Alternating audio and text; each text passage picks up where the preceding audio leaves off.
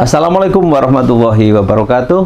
Alhamdulillah di hadapan kita sudah ada seorang pakar ilmu pemerintahan, lebih khusus lagi adalah ilmu komunikasi pemerintahan.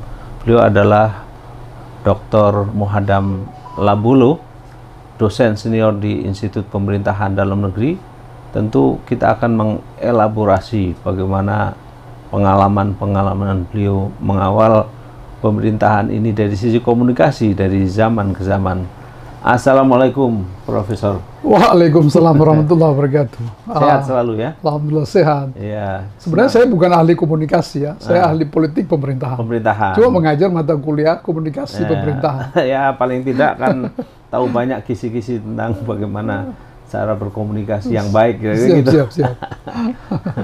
Pak Muhadam, komunikasi itu kan memegang peran yang sangat penting dalam kehidupan kita semua, dalam keluarga, dalam kita membina rumah tangga, dan komunikasi dengan anggota keluarga, dengan istri. Kalau RT ya bagaimana komunikasi dengan warga RT, RW dan seterusnya sampai ke pemerintahan. Pimpinan pemerintahan tertinggi, misalnya Presiden Jokowi, dia kan juga harus bisa dan harus tahu bagaimana cara mengelola pemerintahan yang baik. Kira-kira gitu kan, Pak Muhadam. Nah, dari sisi itu barangkali Pak Muhadam bisa memberikan satu poin-poin penting lah bagaimana untuk mengelola komunikasi pemerintahan ini biar baik. Setidaknya Presiden itu kan punya tugas mengkomunikasikan semua program-programnya. Misalnya sekarang tidak ada visi menteri, yang ada visi misi presiden kan. Nah tentu kan itu harus dikomunikasikan dengan menteri, para menterinya, menteri dengan para bawahannya dan seterusnya. Juga komunikasi misalnya antar lembaga, eksekutif dengan legislatif dengan yudikatif, itu kan harus juga berjalan dengan baik gitu. Jangan menterinya bicara A, presidennya bicara B, itu kan. Silakan Pak Muhadam. Ya. Tentu kalau kita bicara komunikasi ini kan luas sekali, kompleks betul ya.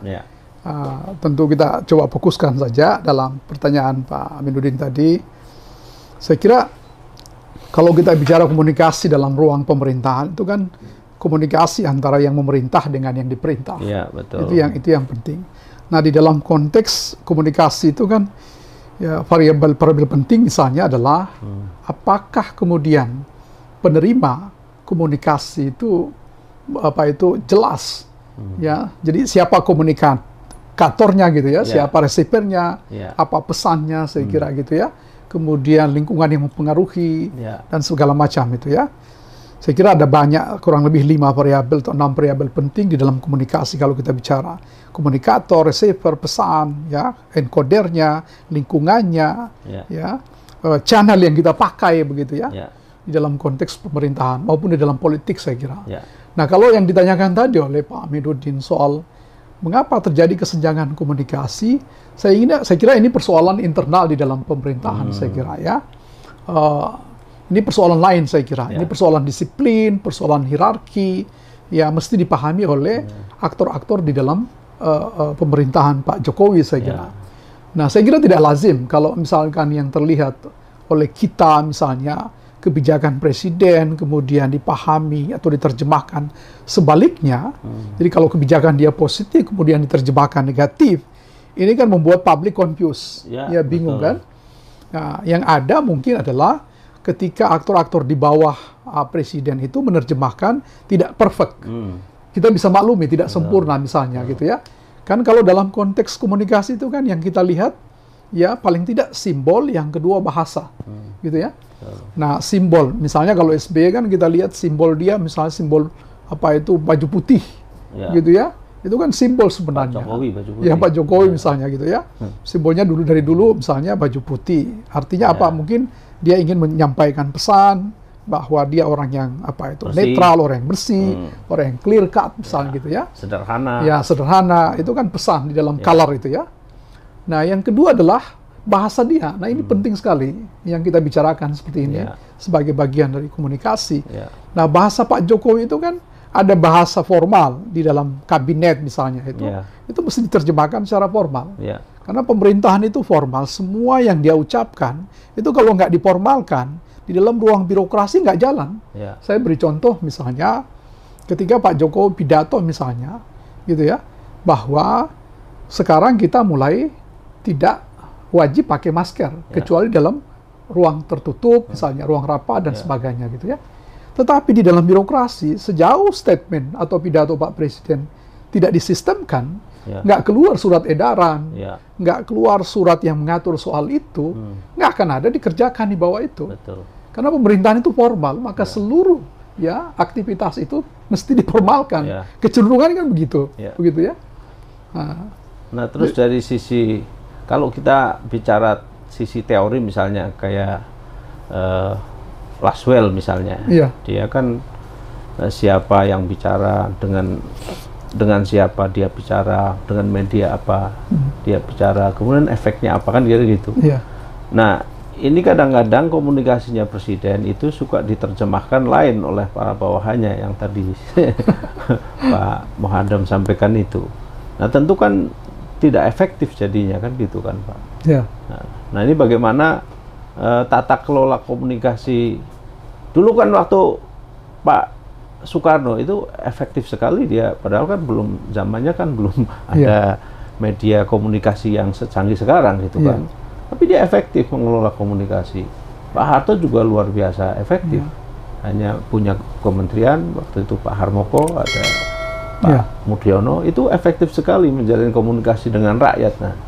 Nah sekarang ini dengan sekian media yang sangat canggih, tapi kadang kok inter pemerintahan atau sesama anggota kabinet itu kadang-kadang tidak clear gitu. Misalnya sekarang ditengarai banyak menteri yang sudah diam-diam kampanye untuk 2014. Ini kan nggak bagus gitu kan untuk di dalam pemerintah itu sendiri gitu, Pak Mohaddam. Jadi kalau itu yang dipersoalkan, saya kira perspektifnya adalah secara teoretik itu perspektifnya adalah komunikasi politik gitu ya yang dipertanyakan. Kalau tadi saya coba untuk ke konteks komunikasi pemerintahan, berarti di internalnya itu ya. Nah, ini memang persoalan ya kalau kita lihat, kalau kita bandingkan zaman Soekarno, Soeharto dan sekarang, dulu tidak punya media sosial semacam ini, apalagi Soeharto. Kalau bilang A sampai ke bawah itu A. Kalau sekarang kan kalau dibilang A di bawah bisa ganda gitu ya, atau plus atau minus begitu ya. Saya kira ini soal disiplin di dalam konteks aktor-aktor itu menerjemahkan apa yang menjadi pesan dari Pak Presiden misalnya. Nah, saya melihat pesan Presiden itu seringkali diterjemahkan apa adanya. Kalau saya lihat gitu ya. Sebagai contoh adalah ketika Presiden misalnya menginginkan supaya reformasi birokrasi itu bisa dilakukan dengan seefisien, seefektif mungkin. Dan bagaimana melakukan restrukturasi birokrasi supaya birokrasi itu menjadi lebih lincah dengan perkembangan teknologi. Kita akan mengurangi jumlah kuantitas, tapi kualitas. Tetapi kan bawahan Presiden seringkali menerjemahkan itu apa adanya, tidak serius. Maka tiba-tiba kemudian ada kebijakan lakukan fungsionalisasi besar-besaran, pangkaslah itu jabatan struktural. Apa yang terjadi? Ternyata cost-nya besar. Ketika kita konversi dari struktural ke fungsional itu, kita nggak pernah berhitung dengan cepat. Tetapi bawahan-bawahan Presiden yang terkait dengan reformasi birokrasi itu menerjemahkan apa adanya saja. Sepanjang Presiden itu puas, sepanjang Presiden itu senang, tetapi implikasi terhadap kebijakan itu sendiri di tingkat teknis itu kan tidak dihitung dengan masa begitu ya. Jadi bukan efisien yang terjadi, malah inefisiensi. Nah, saya kira itu di dalam konteks komunikasi pemerintahan yang perlu diperbaiki. Saya kira saya tidak bicara dalam konteks tadi komunikasi politik. Bagaimana kemudian tadi ditanyakan Pak Aminuddin, kok bisa menteri-menteri kemudian bicara di luar konteks atau berjalan sesuai dengan apa itu kepentingan masing-masing. Saya kira ini sudah konteks komunikasi politiknya itu ya. Nah, saya bicara tadi dalam konteks komunikasi pemerintahnya gitu ya. Nah, bagaimana para menteri itu mestinya bisa dengan sebaik mungkin dan dengan pertimbangan yang sebaik mungkin kepada presiden, apakah satu kebijakan itu ya perlu urgen ya, apa implikasi yang akan terjadi begitu ya. Sekalipun kita dihadapkan pada persoalan-persoalan kemajuan teknologi hari-hari ini begitu. Ya memang hari-hari ini kan kita banyak sekali menyaksikan hal-hal yang menurut dari sisi pemerintahan itu menurut saya itu timpang gitu, Pak Muadam ya. Sebagai dosen ilmu pemerintahan yang cukup senior lah, saya kira bagaimana Pak Muadam misalnya bisa memberikan satu advice terhadap gaya kepemimpinan pemerintahan sekarang dari sisi pemerintahan, tentu dari sisi ilmu pemerintahan. Tentu ini kan untuk perbaikan kita semua dalam rangka mewujudkan pemerintahan yang good governance lah kira-kira gitu. Itu kan yang digembar-gemborkan oleh kita semua, oleh para pakar dan semua. Cuman ternyata juga sampai sekarang belum pernah terwujud gitu kelihatannya gitu. Apa kesulitannya itu? Ya, saya kira presiden harus bisa membangun satu disiplin ya pada semua bawahan saya kira. Ya, dalam konteks yang saya maksud disiplin itu adalah disiplin pada penerjemahan apa yang menjadi visi Pak Presiden itu ya. Sebab begini, semua menteri yang ada dalam kabinet ini kan latar belakangnya berbeda-beda. Ya. Kalau kita bandingkan misalnya zaman Soeharto kan isi kabinet itu banyak dari militer, banyak juga dari teknokrat. Dia biasanya birokrat yang kemudian masuk ke dalam sistem. Ya, apakah birokrat militer maupun birokrat sipil itu ya. Dia masuk ke dalam. Nah, mereka itu kan sudah punya basic disiplin yang bagus begitu ya. Cara menerjemahkan bagaimana visi presiden itu. Kan birokrasi di bawah itu kan tugasnya menerjemahkan apa yang jadi visi dari politisi. Ya, itu bedanya antara politisi dengan birokrat gitu ya. Alur karirnya itu jelas gitu ya. Jadi kalau birokrasi itu ya, jadi semua departemen ini kan dipimpin oleh dipimpin oleh politisi, tetapi kan dia mimpin birokrasi. Nah, birokrasi semua departemen itu tugas dia menerjemahkan visi presiden. Anda gagal menerjemahkan visi presiden, seorang politisi misalnya, maka Anda akan terjadi mutasi, ya demosi dan sebagainya itu ya. Nah, itu konsekuensinya. Makanya politisi itu kan dia jual visi, dia jual mimpi begitu ya. Tugas birokrasi menerjemahkan mimpi itu supaya dia bisa capai visi Pak Presiden itu. Nah, saya kira Presiden harus bisa mendisiplinkan semua anggota kabinet agar kembali ke dalam hitoh. Ya, istilah NU itu ya. Kembali ke hitoh gitu ya. Ya, ke dalam konsensus kita awal ya, visi Presiden itu. Visi pertama untuk 5 tahun pertama, visi kedua di bagian terakhir itu. Dia harus sampai ke goals itu ya. Jadi kalau kemudian mereka keluar dari situ, saya kira ini perlu ditertibkan. Nah, ini tergantung lagi kepada Pak Presiden. Kalau komunikasi dia, simbol-simbol yang dia pakai, bahasa yang dia pakai, ya tidak diterjemahkan sesuai dengan visi, saya kira hak prerogatif Presiden untuk melakukan sirkulasi. Ya, saya kira ini perlu. Ya, untuk menyehatkan supaya tidak ada penerjemahan terhadap bahasa komunikasi Presiden itu menjadi bias. Ya, dan itu merugikan dia. Pasti. Ya, merugikan Presiden. Ya, itu. Karena kan Presiden itu kan menteri itu kan pembantu presiden. Pembantu presiden. Nggak boleh ngomongnya lain dari. Betul. Kan gitu. Betul. Ini mohon maaf lah, misalnya kemarin Pak Mahfud MD ngomongnya lain kan. Dia mengatakan kepemimpinan nasional kita lemah, padahal dia pembantunya presiden. Nggak boleh misalnya gitu. Kecuali misalnya pejabat MA atau pejabat ketua DPR gitu. Itu dia punya hak untuk mengevaluasi presiden gitu. Betul. Zaman Soeharto dulu kan bagus, karena isi kabinet itu rata-rata adalah birokrasi militer maupun dari dari birokrasi asli misalnya. Mereka saya kira sudah pengalaman itu secara hierarki itu, mayoritas mereka di dalam itu bisa menerjemahkan dengan baik apa kata presiden gitu ya. Nah kalau sekarang kan mayoritas kan dari latar belakang politik gitu ya, dari partai-partai yang saya kira presiden harus punya kemampuan mendisiplinkan itu. Ya, betul. Itu tantangan bagi presiden. Tadi berbicara komunikasi dan berbicara simbol ya misalnya. Nah, Bung Karno itu kan simbol-simbol yang diambil itu kan simbol-simbol yang menjadi karakter nasional gitu. Misalnya kayak Monumen Nasional itu kan diambil Bung Karno, itu simbol Linggayoni, tempat untuk beribadah orang Hindu dulu ya pada masa-masa kerajaan. Itu kan tempat tertinggi yang tempat suci yang tidak bisa disentuh oleh kalangan awam gitu.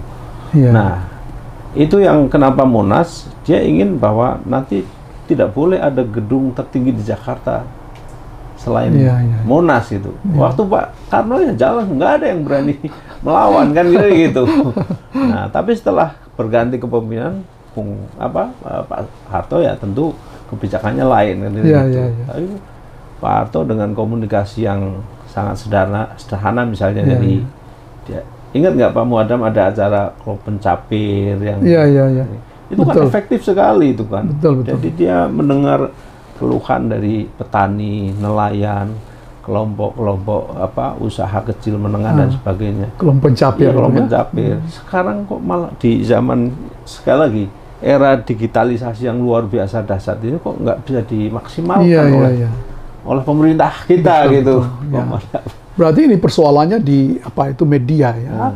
Nah, karena komunikasi baik, kemudian tidak ada media yang bisa mewadahi pesan Pak Presiden. Akibatnya receiver penerima di dalam lapis-lapisannya itu ya. Kan ada lapisan, kita pakai istilah Gers itu ya, lapisan abangan, lapisan santri, lapisan priai gitu ya, kiai gitu ya. Nah itu mesti dengan komunikasi yang berbeda. Saya kira itu yang perlu kita siapkan, saya kira sebagai satu saran kepada Pak Presiden misalnya adalah bagaimana menciptakan media yang tepat atau apa media tepat untuk bisa menyampaikan pesan-pesan itu.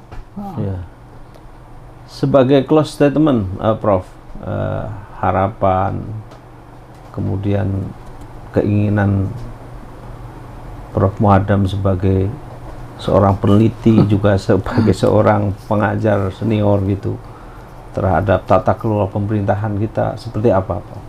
Ya, pertama doakan saya supaya cepat profesor ya. Nah, saya ini lagi nunggu profesor saya gitu ya. Jadi segera, Pak. Teman-teman suka manggil Prof, saya juga jadi ngeri itu. Jadi begini, saya kira Presiden mesti membutuhkan, saya kira, orang-orang yang paham di dalam konteks mengelola pemerintahan ini dengan sebaik mungkin. Karena saya melihat banyak. Jadi yang saya maksud itu adalah kita perlu memikirkan sistem pemerintahan ini secara utuh begitu ya. Bagaimana menerjemahkan konstitusi ke dalam sistem, lalu bagaimana sistem itu diterjemahkan pada tingkat yang lebih real, yang lebih applicable itu ya. Nah, ini kan tidak sama. Saya kira teman-teman di pemerintahan itu ada yang paham betul di dalam konteks sistem, bagaimana menerjemahkan konstitusi ke dalam sistem, dan bagaimana teman-teman di pemerintahan itu juga ada yang paham dari sistem ke dalam aplikasi. Ini kan tidak sama Pak Aminuddin ya. Saya bicara misalnya tentang bagaimana konstitusi itu tidak begitu tepat diterjemahkan ke dalam sistem misalnya. Kita lihat misalnya kalau kita bicara pemerintahan daerah kan kita selalu merujuk ke pasal 18 yang terdiri dari 7 ayat itu. 18A 2 ayat, 18B juga 2 ayat. Tetapi ketika kita masuk dalam undang-undang, seringkali isi dari pasal-pasal itu tidak terang benderang gitu. Saya beritahu misalnya di dalam konstitusi itu kan setelah diamandemen kita nggak pernah mengenal istilah dekonsentrasi dengan desentralisasi. Ya, sebagai asas di dalam konstitusi lama ada desen, dekon dengan tugas pembantuan. Tetapi di dalam konstitusi yang baru setelah amandemen tidak ada istilah dekon dengan desen. yang dimaksud dengan asas penyelenggaraan pemerintahan daerah misalnya, itu asas otonomi dengan asas tugas pembantuan. Terus dekondesen mana? Dekondesen itu adalah cara menyelenggarakan. Makanya kita harus terjemahkan di dalam undang-undang, itu harus konsisten dengan konstitusi. Misalnya juga pasal 18 B ayat 2. Orang bicara soal misalnya undang-undang IKN itu. Gitu ya. Kita nyari ya cantolan undang-undang IKN itu di pasal 18B ayat 2, daerah khusus misalnya. Padahal 18B ayat 2 itu jelas-jelas mengatakan bahwa yang dimaksud dengan yang khusus itu adalah daerah-daerah yang telah ada jauh sebelum Indonesia merdeka. DKI, Jogja. Ya, Yogyakarta misalnya. Jadi Zelbestuurlandscapen itu dengan Pols, Gemenscapen itu ya. Tetapi kalau kita buka lahan kemudian kita bentuk yang khusus, itu tidak dimaksud dengan pasal 18B. Nah, itu yang saya maksud bagaimana menerjemahkan sistem-sistem kita itu supaya konsisten dengan konstitusi. Begitu juga undang-undang bisa diterjemahkan dengan peraturan pemerintah, ya, peraturan menteri, itu harus konsisten dengan undang-undang. Gitu ya. Itu yang tugas utama saya kira yang berat dalam konteks menata sistem pemerintahan kita hari-hari ini. Baik, para pecinta Presidential Institute, itulah apa yang kita dengar pada kesempatan ini. Dr. Muhadam Labolo yang sudah begitu luar biasa memberikan pemahaman kepada kita dalam konteks kita berpemerintah atau dalam hal komunikasi pemerintahan. Memang komunikasi itu harus seiring sejalan dengan apa yang disampaikan oleh pemimpin dengan yang dipimpin, oleh yang menyampaikan dengan yang penerima komunikasi. Tentu seia sekata antara pimpinan dan bawahan menjadi bagian yang tidak bisa dipisahkan dalam rangka menyukseskan pemerintahan kita ke depan. Mudah-mudahan pemerintahan yang akan datang akan lebih baik dan tentu akan lebih bisa berkomunikasi dengan semua komponen-komponen yang ada di dalam Republik ini. Demikian, salam Presidential Institute untuk menarasikan berbagai topik-topik kebangsaan. Assalamualaikum warahmatullahi wabarakatuh. Waalaikumsalam warahmatullahi wabarakatuh. Merdeka. Terima kasih, Pak. Terima kasih.